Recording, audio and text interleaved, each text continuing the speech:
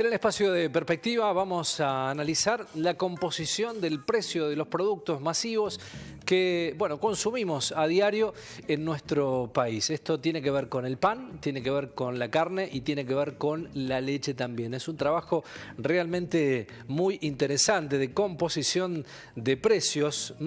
Este seguimiento de tres cadenas, carne, pan, leche, se rastrea, bueno, cómo se conforman los precios a medida que pasan los distintos eslabones en el recorrido que va desde el campo hasta llegar al consumidor. El licenciado David Miazo, economista en jefe de FADA, es quien está con nosotros. David, un gusto, un placer saludarte. ¿Cómo estás?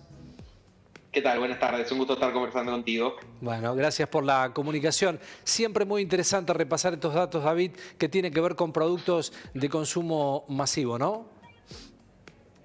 Sí, interesante porque los consumimos todos los días, porque hay también desinformación de qué está pasando atrás de los precios y de por qué pagamos lo que pagamos y por qué las cosas valen lo que valen. Así que bueno, desde FADA con ese interés hacemos desde hace 6 años, cada 6 meses, este informe para explorar cómo se componen los precios del pan, la carne y la leche en términos de cuánto representa cada uno de sus eslabones y los impuestos en el precio que terminamos pagando los consumidores. Muy bien. Si tenemos algunas placas, vamos a empezar a recorrer los productos para que nos cuentes, David, por ejemplo, acá en el caso del pan, ¿no? La composición del precio del pan, ¿cómo se compone? Bueno, esto es el precio final que pagamos por el pan cuando vamos a una panadería o a un supermercado. De ese precio final, el 13% es lo que representa el trigo, otro 6% es lo que representa el molino, si juntamos estos dos es lo que representa la harina.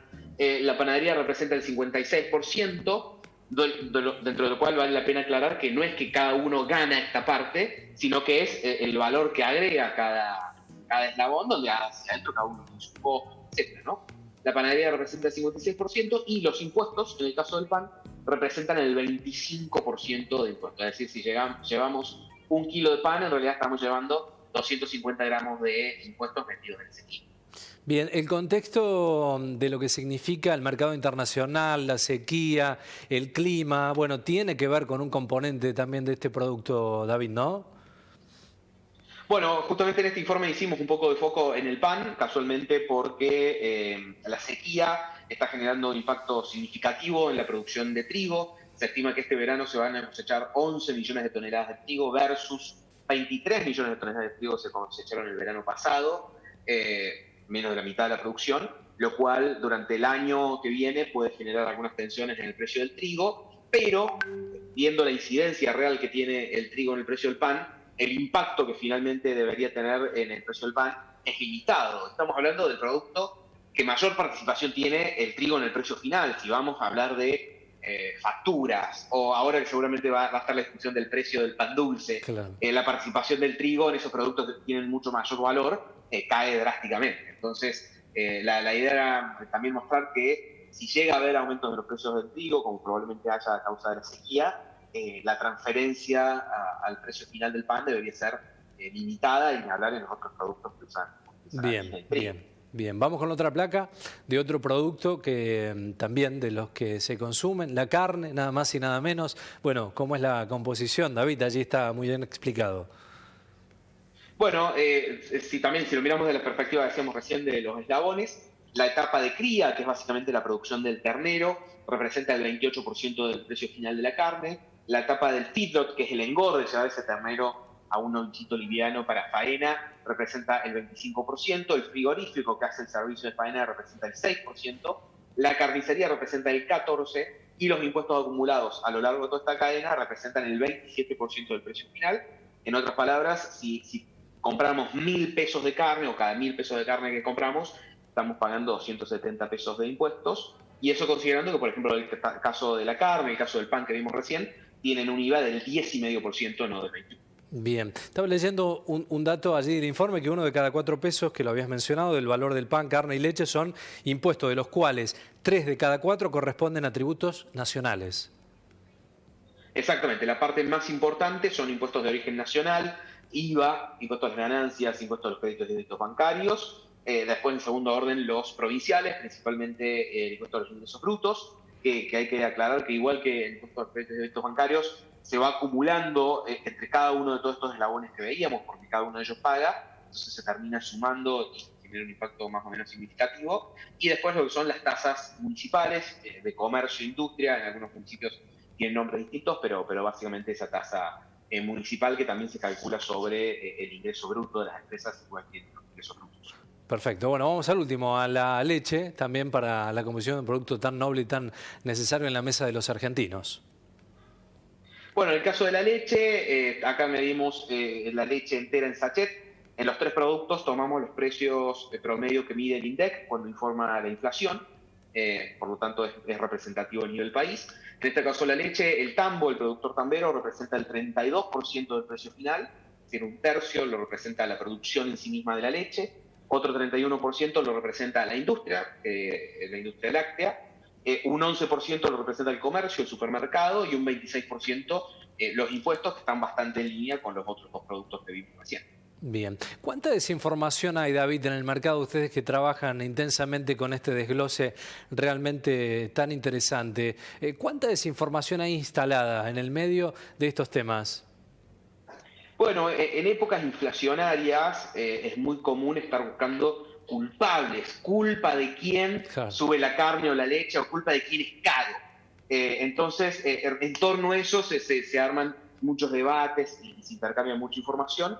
Y una de las cosas que vemos nosotros al analizarlo, a esto te decía, 2 veces por año durante los últimos 6 años, es que año a año, informe de informe, sube un punto 1, baja, pero se mantiene relativamente estable la participación de cada uno de los eslabones.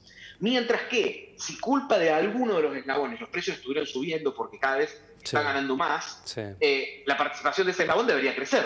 Lógicamente, a ver, si uno es el que se beneficia de la suba de precios, ese eslabón debería quedarse con una porción más grande del precio que pagamos. Y eso no se verifica en los números. Todos mantienen una posición relativamente similar, y cuando hay empresas totalmente distintas que operan en estos 3 mercados. Las empresas tienen molinos harineros, no tienen frigoríficos, y las que tienen frigoríficos, excepto algún caso, no tienen ni usinas lácteas, eso en ningún caso, ni supermercados, ¿no? Ni panaderías ni carnicerías. Entonces estamos hablando de actores totalmente distintos, de tamaños totalmente distintos. En el caso de la carne es el mejor ejemplo, que hay miles de productores, cientos de filtros, cientos de frigoríficos. El frigorífico más grande de Argentina concentra solamente el 5% de la faena, y después hay miles de carnicerías. Entonces es una producción muy atomizada. Pero bueno, estas discusiones se dan en un contexto inflacionario, cuando el problema real no está ni en los precios, ni en la cadena, sino, y por ese motivo no tienen efecto políticas como precios justos, precios cuidados, observatorios de precios, etcétera, porque el problema no está en los precios, sino que el problema está en los pesos. En nuestros pesos, en nuestra moneda, que todos los días pierde valor, y eso se refleja en que cada vez necesitamos más pesos que valen menos para comprar el mismo producto o para comprar el mismo dólar, digamos. Claro. Son los 2 reflejos de la pérdida de valor del peso. Claro, indudablemente. Mientras hablabas, David, pensaba en este contexto inflacionario que tiene la Argentina, estos casi 3 dígitos que se buscan de inflación, con los números que se están acusando mensualmente el índice inflacionario, y bueno, cómo puede resistir cualquier tipo de producto ante tremenda situación económica que tiene la Argentina, ¿no? Y más en estos de consumo tan masivo, ¿no? Sí, tal cual.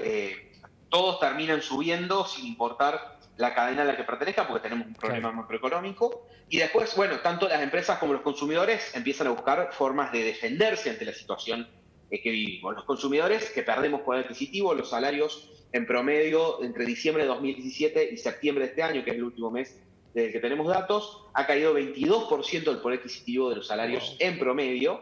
Es decir, que si antes podías comprar por 100, hoy podés comprar por 78. Y eso es lo que todos sentimos, que nuestro bolsillo está más flaco, y que lo que ganamos trabajando en el mismo lugar y ganando lo mismo, cada vez nos alcanza para menos. Eso es consecuencia directa de este proceso inflacionario y de esta pérdida de poder adquisitivo que estaba mencionando. Entonces los consumidores, con bolsillos cada vez más flacos, buscan segundas marcas para tratar de conseguir consumiendo la misma cantidad de cosas, pero pagando menos, bajando de calidad. En el caso de las carnes, disminuye el consumo de carne vacuna, que por naturaleza es más caro, porque se necesita más alimento, más tiempo para producirla, por cerdo y especialmente pollo. Entonces vemos que el consumo de pollo en estos en años de crisis crece, y el de carne baja. Lo mismo pasa con las primeras y segundas marcas, y lo mismo las empresas, sobre todo las más grandes, usualmente tienen una primera marca, y una segunda marca que mantienen ahí en lugares chiquitos de la góndola, y cuando se dan estos procesos de crisis, esas segundas marcas comienzan a ganar terreno. Uno lo puede ver tranquilamente si va al súper,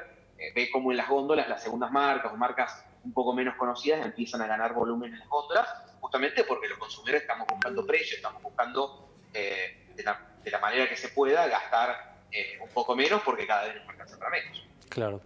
David, detrás de esto hay un gran equipo de trabajo, ¿no? Indudablemente, porque estos relevamientos requieren de mucho capital humano, ¿no? Bueno, exactamente, tenemos el equipo de economistas dentro de la Fundación, Natalia, Nicole, Fiorella, que aprovecho a reconocerlas, y después también reconocer algunas personas y empresas de Río Cuarto, y después tenemos otras a nivel nacional, porque esto se construye con mucha información que comparten frigoríficos, usinas lácteas, supermercados, carnicerías, panaderías, que usamos porque nosotros ahí vimos una versión simplificada, pero después en el informe están desglosadas todas las estructuras de costos, sabemos cuánto representa el flete, cuánto representa la mano de obra, cuánto representa los costos energéticos, etcétera, sobre los precios finales. Se hacen todas esas estructuras para poder llegar a estos números. Así que bueno, también agradecer a todas las empresas que comparten información, que siempre es muy difícil que compartan información porque son cosas muy sensibles como sus propias estructuras de costos. Así que también estamos muy agradecidos que nos ayuden a generar esta información.